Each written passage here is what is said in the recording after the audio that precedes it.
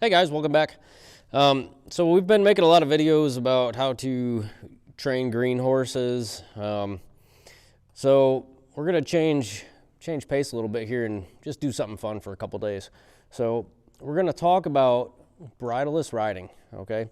And in order to get your horse riding without the bridle on, there's some things that you know it really helps to understand. So you need to understand a little bit about horse psychology. You need to understand a bit about balance, okay? How to balance yourself on the horse and also how to help the horse balance. Because you can get a horse turning and coming off your legs and stuff, but they can be off balance and braced up through their whole body, which is just gonna help, cause their bodies to break down more quickly, okay? So you need to understand some basic rider biomechanics, okay? And it doesn't matter what kind of costume you're wearing. You can wear an English costume or a Western costume. The biomechanics of good riding are the same. Okay, your aids. Okay, you're going to need to know how to use your aids appropriately to have them support your intention. Okay, so you need to be very aware of how your aids are supporting your body language. All right, so there's a lot of things to keep in mind to ride bridleless well. Okay. First thing I want to talk about is horses are being prey animals. They're forward animals or they're runaway animals, okay? So while you're riding your horse forward, you don't want them thinking about going forward. Let me rephrase that. You don't want them thinking about going faster. You want them thinking, when are we going to stop? Because if they're going forward thinking about just going, you're on a runaway. And they can run away with you at a walk, at a trot, or at a canter, okay? So understand that. So what's really gonna help you out is if you can ride your horse, pick a gait, we'll start at a trot, and if you feel them starting to get impulsive, what they're telling you is they're thinking about running away. So can you stop riding and get your horse bent to a stop? Okay, that's one of the first things you can really teach. The reason I say bend to a stop, okay, when we bend our horse to a stop, what we do is we untrack the hindquarters and we draw their nose towards their tail, which takes brace out of them. Okay, so you want to teach your horse to stop without brace. If you teach your horse to stop on two reins too quick, you can teach them to stop on their forehand, again, causing them to lock up or to stop poorly or to toss you over the front of the saddle, right? If it feels like you're falling over the front of the saddle, your horse is stopping on the forehand, okay? And that's gonna break their bodies down more quickly, okay? You can really injure a horse by causing them to stop on the forehand too soon. So you want them sitting down, okay? Let's talk a bit about how to ride well. When I'm just walking around on this horse, right, I'm not sitting. Because if I'm sitting, first, I'm going to be off balance, right? Second, I'm not moving with my horse, which that's going to matter. Okay, your horse needs to feel the difference between you riding and not riding so that you can go from a walk to a stop. Okay? Same thing if you're going to ask for a trot. Now, a trot, the biomechanics of the trot are different. A lot of times you see folks trying to grind into the saddle horn or up into the front of the saddle like this, okay? Which really is an uncomfortable way to ride. And you'll start to see, if you're riding like that, you're gonna see underneath your saddle pad, there'll be ruffles on your saddle pad from you grinding the pad back and forth. So along with the forward and the trot, there's also a lot of this, up and down. Okay, it's almost like you're on the ground jogging in place. All right, that's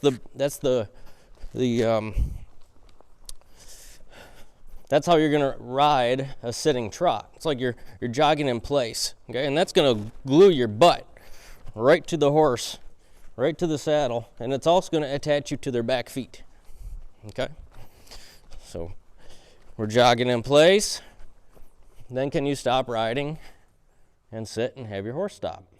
Okay, if that doesn't work, again, remember, horses are prey animals. They're runaway animals.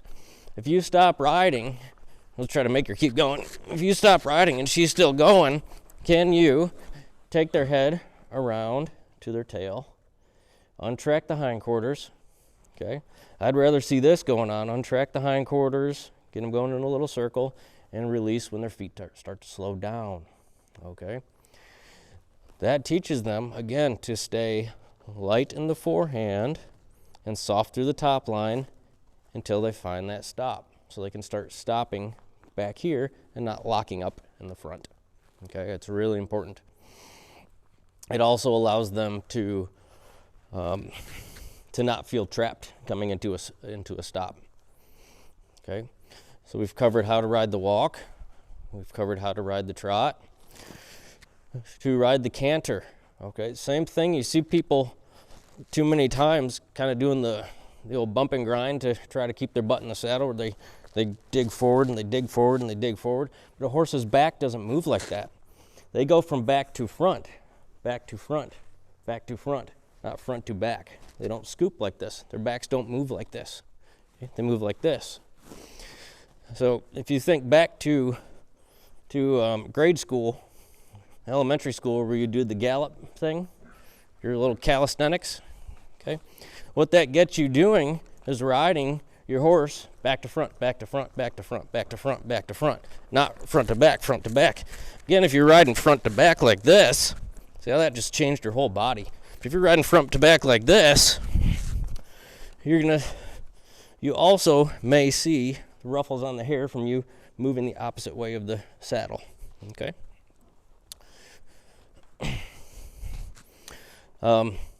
Again, the importance of being able to do this, again, is so your horse can feel the difference when you're walking, when you're trotting, when you're cantering, and when you're not riding, okay? So learning how to ride, learning how to be a part of the saddle, all right? Now, as I'm going around on her, let's talk about balance and where my weight should be. Think of your transitions as being no more than shifting the weight, right? Because if she's at a walk, she's 60-40 on the front. If they're at a trot, they should be 50-50 front to back, okay? So change the weight, pick your chin up. At a canter, they're 60-40 on the haunches, okay? Shift the weight back, okay? When I'm going back into the walk, we're going back to 60-40 on the forehand. So don't think of your transitions as going faster, okay? You don't want to put it in your brain, put it in your body, and teach your horse to go faster. Think of it as shifting the weight and doing something different with the feet, okay? As I'm going around to the right, my horse has to flex to the right, right?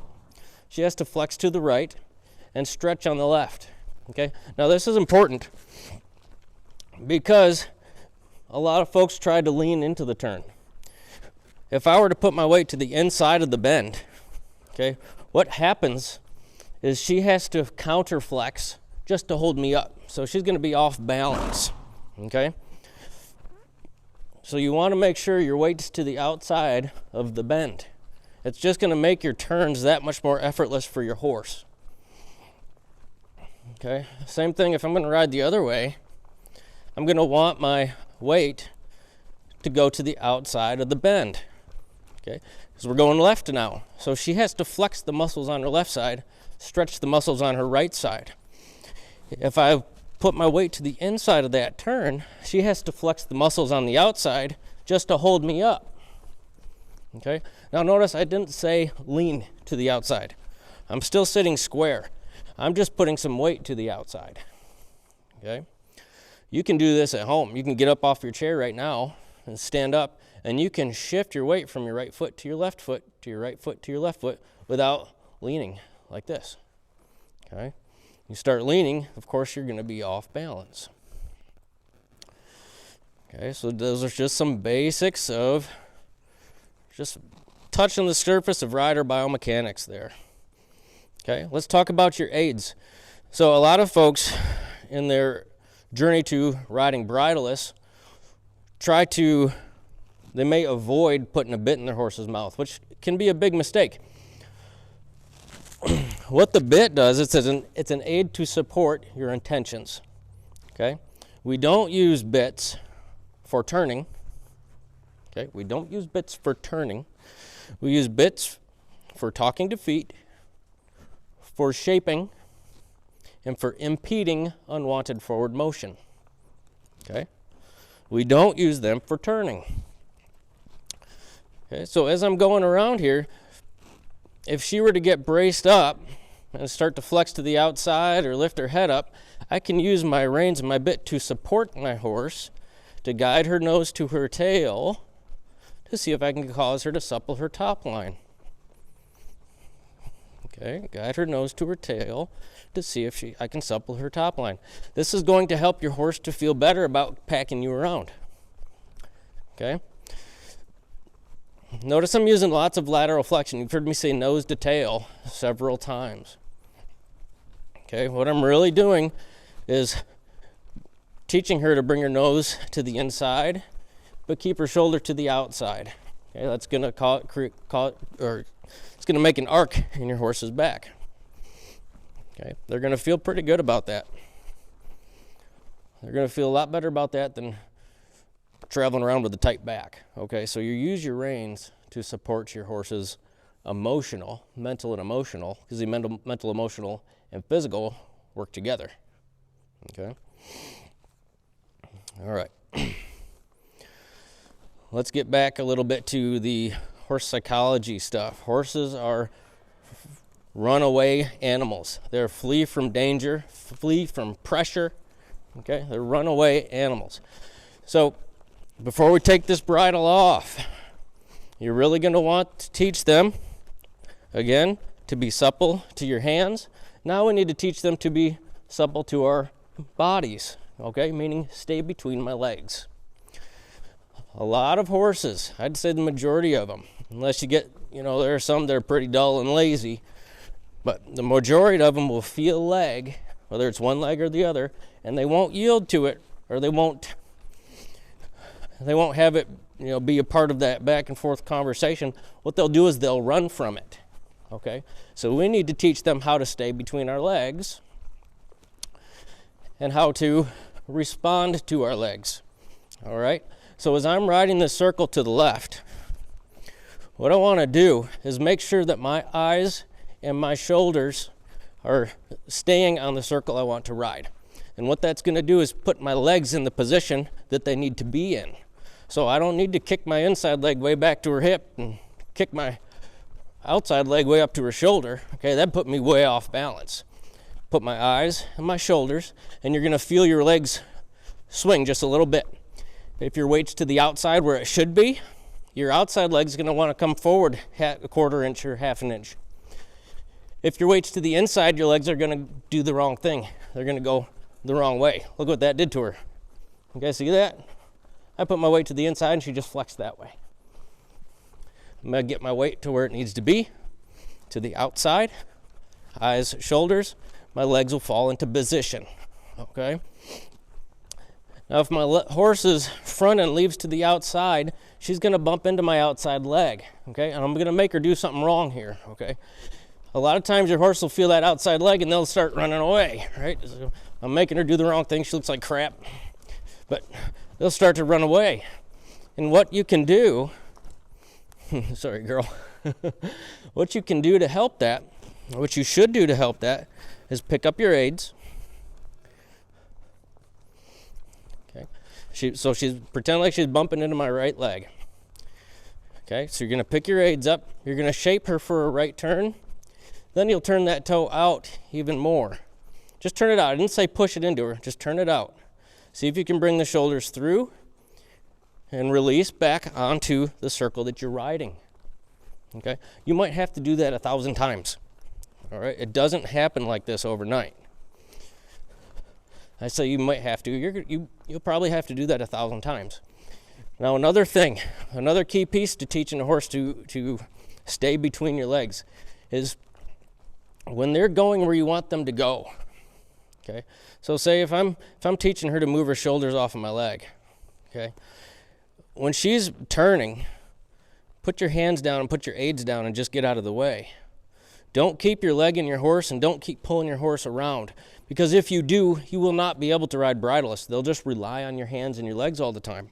Okay, so you need to teach your horse to turn. When they start turning, put your hands down. If they stop turning, pick them up, shape the turn up, and then keep turning with your body. Okay, if they stop turning, shape them back up, and then keep turning with your body and give them the reins. But your horses will not learn to turn if you hold them in a turn. Okay, they will not learn to turn or to circle if you hold them on a circle. So let's talk about that.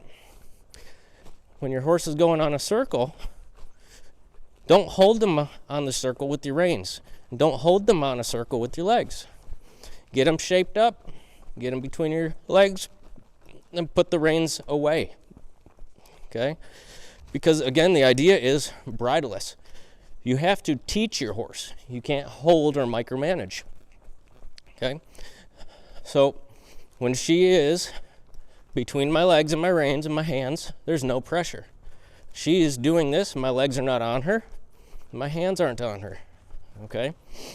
Now notice as you guys are working towards bridleless riding, you don't need to take the bridle off to ride bridleless. You can set your reins down. Okay? If you have long reins like these ones, you can bring them up over the horn.